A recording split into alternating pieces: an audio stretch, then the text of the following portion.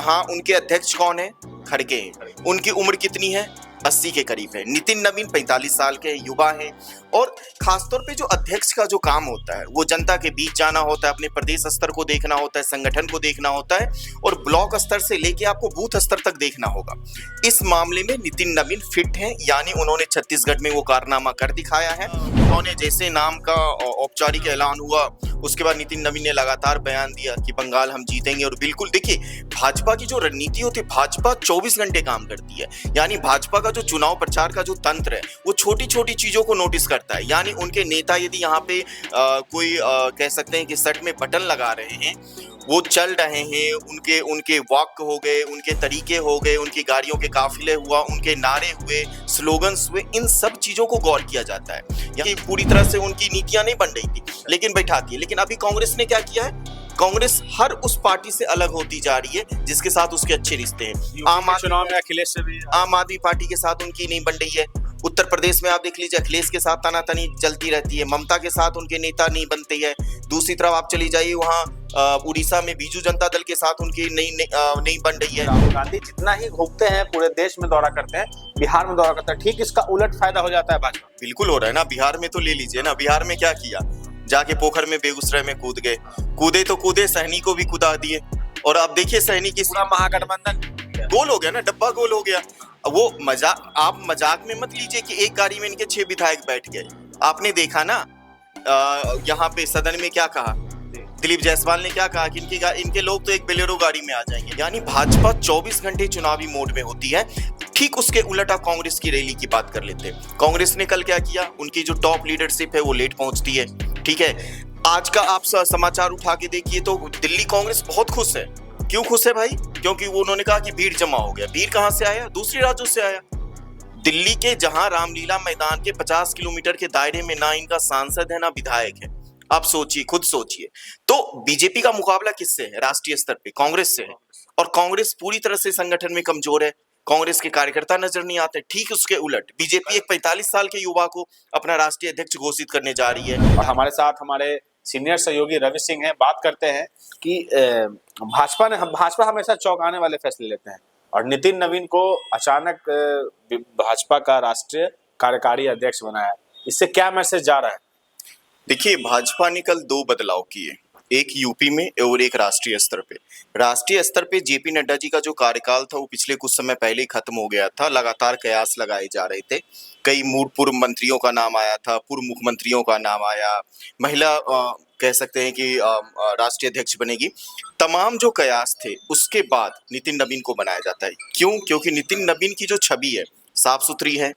और इनके जो पिताजी थे वो जब बीजेपी की स्थापना हो रही थी उस समय से जुड़े हुए थे, जेपी आंदोलन में सक्रिय रहे। और नितिन नवीन जो है युवा है। आप देखिए, उत्तर प्रदेश में यदि हम साथ ले चलते हैं इन चीजों को, उत्तर प्रदेश में महाराजगंज के सांसद को उत्तर प्रदेश का अध्यक्ष बनाया जाता है क्योंकि वो कुशवाहा समाज से आते हैं। और नितिन नवीन को बनाया जाता है। और जब नितिन नवीन का नाम आया सुर्खियों में, उससे कुछ घंटे पहले ही दिल्ली के रामलीला में रैली हो रही थी, राहुल गांधी, जहां उनके अध्यक्ष कौन है? खड़गे हैं। उनकी उम्र कितनी है? 80 के करीब है। नितिन नवीन 45 साल के युवा हैं। और खासतौर पे जो अध्यक्ष का जो काम होता है वो जनता के बीच जाना होता है, अपने प्रदेश स्तर को देखना होता है, संगठन को देखना होता है और ब्लॉक स्तर से लेके आपको बूथ स्तर तक देखना होगा। इस मामले में नितिन नवीन फिट हैं, यानी उन्होंने छत्तीसगढ़ में वो कारनामा कर दिखाया है। और खासतौर पे एक ऐसी छवि है जो संगठन से आए हैं, एबीवीपी से उनका ताल्लुक रहा है। तो बीजेपी ने एक अपना जो कह सकते हैं कि पासा था वो जबरदस्त तरीके से फेंका। और जो सबसे बड़ी बात थी, जो नितिन नवीन जिस जाति से आते, कायस्थ समुदाय से, वो एक वोट बैंक जो है पूरे सिर्फ बिहार में नहीं बल्कि पूरे देश में जो वोट बैंक है वो बीजेपी का मजबूत कोर वोटर है। तो नितिन नवीन के नाम पे जो सहमति था वो बीजेपी के टॉप आला जो कमान थे उनकी बनी, आरएसएस के जो टॉप लीडरशिप थी उनके भी सहमति बनी। और कहीं ना कहीं बीजेपी जो युवाओं को लेकर, जो युवाओं को मैसेज देने की कोशिश थी, उसमें नितिन नितिन नवीन फिट बैठते हैं। नितिन नवीन को भाजपा बनाई है तो क्या कुछ ही महीनों में बंगाल में भी चुनाव है, तो ये नितिन नवीन का भाजपा को राष्ट्रीय अध्यक्ष बनाना बंगाल में कारगर होगा? अब देखिए ना, कल नितिन नवीन बने, उन्होंने जैसे नाम का औपचारिक ऐलान हुआ, उसके बाद नितिन नवीन ने लगातार बयान दिया कि बंगाल हम जीतेंगे। और बिल्कुल देखिए, भाजपा की जो रणनीति होती है, भाजपा 24 घंटे काम करती है।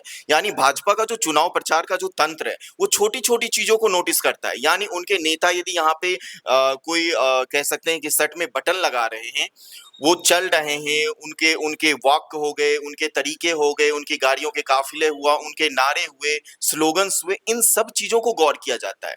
यानी भाजपा 24 घंटे चुनावी मोड में होती है। ठीक उसके उलट आप कांग्रेस की रैली की बात कर लेते हैं। कांग्रेस ने कल क्या किया, उनकी जो टॉप लीडरशिप है वो लेट पहुंचती है। ठीक है, आज का आप समाचार उठा के देखिए तो दिल्ली कांग्रेस बहुत खुश है। क्यों खुश है भाई? क्योंकि वो उन्होंने कहा कि भीड़ जमा हो गया। भीड़ कहां से आया? दूसरे राज्यों से आया। दिल्ली के जहां रामलीला मैदान के 50 किलोमीटर के दायरे में ना इनका सांसद है ना विधायक है। आप सोचिए, खुद सोचिए। तो बीजेपी का मुकाबला किससे है राष्ट्रीय स्तर पे? कांग्रेस से है। और कांग्रेस पूरी तरह से संगठन में कमजोर है। कांग्रेस के कार्यकर्ता नजर नहीं आते। ठीक उसके उलट बीजेपी एक 45 साल के युवा को अपना राष्ट्रीय अध्यक्ष घोषित करने जा रही है, कार्यकारी बना चुकी है। कल मैंने राहुल गांधी की वो रैली कवर किया और मुझे देखने को ये मिला कि राहुल गांधी की मतलब जो भी रैली का टाइम था वो 12 बजे के अप्रॉक्स में था, लेकिन राहुल गांधी आते हैं 2:30 बजे 3 बजे के आसपास। तब तक आधी भीड़ खाली हो गई थी। भीड़ थी उनकी रैली में, लेकिन आधी भीड़ तब तक जा चुकी थी। देखिए, कांग्रेस जो संगठन है, पहले ये सबसे बड़ी समझना होगा कि कांग्रेस का संगठन पूरे भारत में है। यानी कांग्रेस सबसे पुरानी पार्टी है। और राहुल गांधी मन से भी कह रहे थे कि हमने आजादी, हमारी पार्टी ने आजादी दिलाई। लेकिन क्या आपने संगठन में बदलाव किया? कांग्रेस में कह सकते हैं कि 3 अभी एक तरह से पिलर बना हुआ है। एक राहुल गांधी का, एक वेणुगोपाल का, और दूसरा जो है खड़गे साहब का। यानी आप यदि एक कार्यकर्ता राहुल गांधी से मिलना चाहता है तो वो बिल्कुल नहीं मिल सकता। आप देखिए, अभी आज उड़ीसा में जो पूर्व विधायक हैं, पूर्व मंत्री हैं मोमिन, उनको पार्टी से निकाल दिया गया। क्यों निकाल दिया गया? इसलिए कि उन्होंने राहुल गांधी की कार्यशैली पे सवाल उठाए, खड़गे साहब के एज पे सवाल उठाया, कहा कि प्रियंका गांधी को आप लीडरशिप में लाइए मुख्य तौर से, तो उनको सस्पेंड कर दिया गया। अभी देखा आपने पंजाब में ये जो सिद्धू है, पूर्व मंत्री रहे, क्रिकेटर है, उनकी पत्नी को इन्होंने सस्पेंड कर दिया। तो यानी कांग्रेस जो है ठीक उसके उलट काम कर रही है। बीजेपी जैसे आगे बढ़ रही है, कांग्रेस पीछे बढ़ रही है। मतलब ये भी कहा जा रहा है कि कांग्रेस के राहुल गांधी जितना ही घूमते हैं, पूरे देश में दौरा करते हैं, बिहार में दौरा करते हैं, ठीक इसका उलट फायदा हो जाता है भाजपा। बिल्कुल हो रहा है ना। बिहार में तो ले लीजिए ना, बिहार में क्या किया, जाके पोखर में, बेगूसराय में कूद गए। कूदे तो कूदे, सहनी को भी कूदा दिए। और अब देखिए सहनी की पूरा महागठबंधन भी कूद गया। गोल हो गया ना, डब्बा गोल हो गया। अब वो मजाक, आप मजाक में मत लीजिए कि एक गाड़ी में इनके 6 विधायक बैठ गए। आपने देखा ना यहाँ पे सदन में क्या कहा दिलीप जायसवाल ने, क्या कहा कि इनके लोग तो एक बोलेरो गाड़ी में आ जाएंगे। अब खुद सोचिए, जो पार्टी उत्तर भारत में बिहार जैसे राज्यों में जो 6 सीट पे समट गई है, उत्तर प्रदेश में उसकी बुरी स्थिति हो गई है, तो वो कहाँ जीतेगी? बंगाल में आपका जो सबसे बड़ा नेता था अधीर रंजन चौधरी, वो अपना चुनाव हार जाते हैं। पंजाब में जो आपकी सीटिंग, आप कह सकते हैं कि आपका वहां पे सरकार चल रहा था, वहां चुनाव हार जाते हैं। हरियाणा जो सबसे मजबूत प्रदेश था, जहां कैडर वोट था, जाट की जो पूरी वोट बैंक था, वो हुड्डा के साथ था, और खासतौर पे जो पकड़ कह सकते हैं, वहां पे आप जीता चुनाव हार गए। लगातार वहां पे बीजेपी जीत रही है, तो आपके पास बचा क्या है? महागठबंधन चुनाव जब हारी बिहार में, तो लगातार राहुल गांधी मंच से भाषण दे रहे हैं कि मैं कई महीनों से कर रहा हूं कि एसआईआर के नाम पे वोट चोरी का मुद्दा आ रहा है, और जो बिहार में हुआ ये बहुत बड़ा मतलब घोटाला किया गया, ईवीएम हैक हुआ। ईवीएम कैसे हैक हुआ? आप उसको एक्सप्लेन तो कीजिए, आप डिफाइन तो कीजिए कि ईवीएम हैक कैसे हुआ। आप इल्जाम लगा देते हैं, आप गायब हो जाते हैं, भाग जाते हैं। भाई, आप जनता के बीच ले जाएंगे ना, आप दिखाएंगे ना कि ऐसे कैसे हैक हुआ। आप उसको एक्सप्लेन तो कीजिए। आप कहते हैं कि वर्ल्ड मीडिया के सामने जाके आप चीजों को प्रस्तुत करते हैं, आप विदेश में जाके आप विदेशी जो एजेंसी है उसके सामने आप प्रस्तुत करते हैं। आप भारत में क्यों नहीं प्रस्तुत करते? आप उन चीजों को दिखाइए तो जनता को कि जी ईवीएम हैक हुआ है।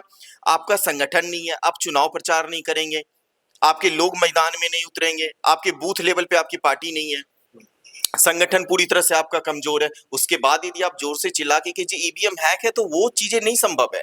वो दिल्ली का जो रास्ता है, जो दिल्ली का तख्त का रास्ता उत्तर भारत से निकलता है, यूपी बिहार से आता है, वहां पे आपका जो प्रदर्शन है पूरी तरह से खत्म हो गया है। आपकी पार्टी का जो कह सकते हैं कायाकल्प होने वाला नहीं है।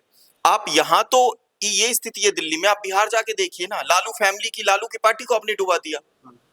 भाई राजद का जो वोट बैंक था, आप ये देखिए राजद के वोट बैंक में क्या छवि बनी। राहुल गांधी क्या करते हैं वहां जाके, वहां राहुल गांधी जाके ये वोट चोर का बात करते हैं। राहुल गांधी ने जाके क्या वहां पे सरोकार की बात की? एक आप उनके बयान को उठा के देखिए जिसमें वो सीधा जनता से जुड़ने की बात कर रहे हो। एक रैली में वो जाके वोट चोर की बात कर रहे हैं। आप खुद सोचिए ना, आप इस तरह के मैसेज जनता को देंगे, जनता सरोकार की बात करना चाहती है। राहुल गांधी जिस तरीके का वो मतलब जो जैसे उनका पार्टी का हाल है, और राहुल गांधी जो ने सपना सजा कर रखा है कि वो प्रधानमंत्री बनेंगे, कांग्रेस के कार्यकर्ता राहुल गांधी को चाहने वाले एक उम्मीद में है कि राहुल गांधी को प्रधानमंत्री की कुर्सी पे हम देखना चाहते हैं। कैसे माफी चाहता हूँ, सांसद नहीं होंगे तो फिर आप कैसे अपनी सरकार बना लेंगे? आप खुद सोचिए। और वो आंकड़ा कैसे पहुंचेगा? क्या इस तरह के संगठन पे पहुंचेगा?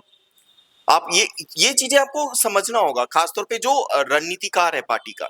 जो आपको ये चीजें गौर कीजिए कि जब सोनिया गांधी अध्यक्ष बनती है, जब सोनिया गांधी सत्ता अपने हाथ में लेती है, तो वो जितने भी उस समय के विद्रोही नेता थे वो सबको मिलाती है। प्रणब मुखर्जी जैसे नाम जो चर्चित है, उनसे दोस्ती करते, ताल्लुक बढ़ाती है। शरद पवार जो कभी बिछड़ गए थे, उनसे वो दोस्ती का हाथ बढ़ाती है।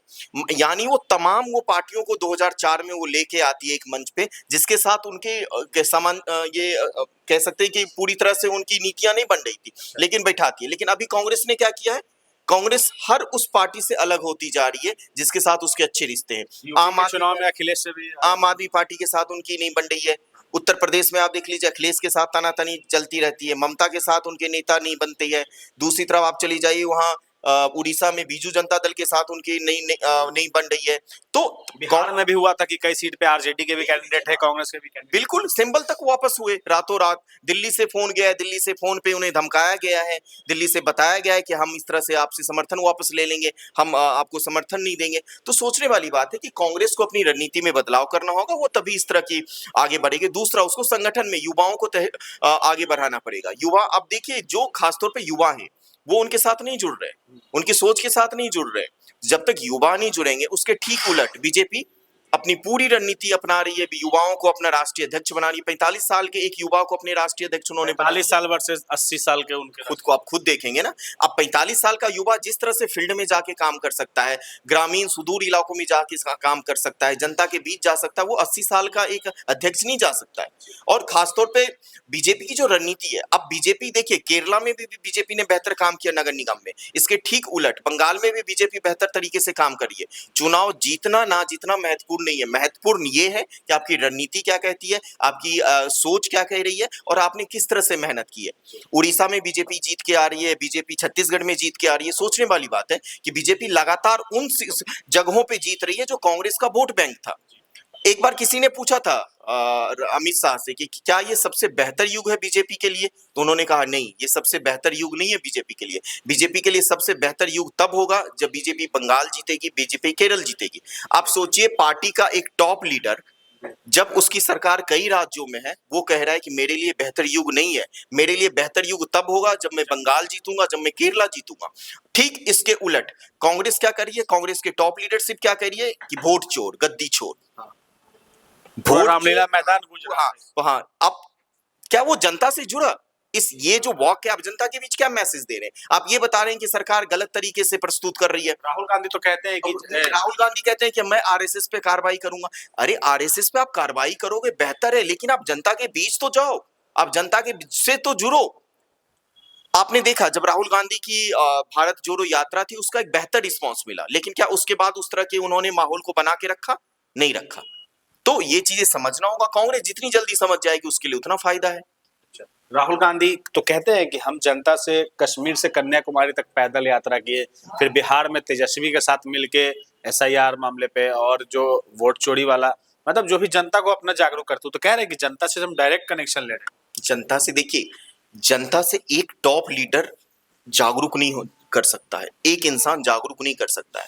आपका संबोधन भले आपका मैसेज को उससे तक पहुंचाए, लेकिन क्या आप उसको अपने पक्ष में ला रहे हैं, ये महत्वपूर्ण है। इसके लिए आपको संगठन पे काम करना, भीड़ को वोट बैंक में नहीं बदल। हाँ, इसके लिए क्या है कि आपके बूथ लेवल पे जो आपका संगठन है, जो ब्लॉक स्तर पे, जिला स्तर पे, राज्य स्तर पे आपको संगठन को मजबूत करना होगा।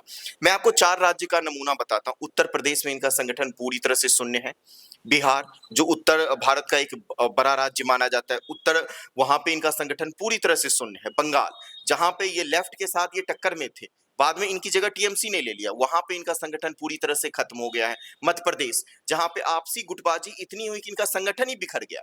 यानी भारत के चारों वो राज्य जहां लोकसभा की सीटें सबसे ज्यादा है, वहां पे आप पूरी तरह से नदारद है। तो आप किस तरह से सपना देख रहे हैं कि आप प्रधानमंत्री बनेंगे? अरे आप तो विपक्ष में 100 सीट आ गई आपकी, वो भी काफी है। वो भी कह सकते हैं कि जो बीजेपी और आरएसएस के बीच तालमेल नहीं था, जेपी नड्डा का बयान आया था, एक नैरेटिव बन गया था, उस वजह से आप 100 सीट तक पहुंचे, वरना तो वही 40-50 के आंकड़े में झूमते रह जाते आप। बहुत बहुत शुक्रिया आपका हमारे से जुड़ने के लिए।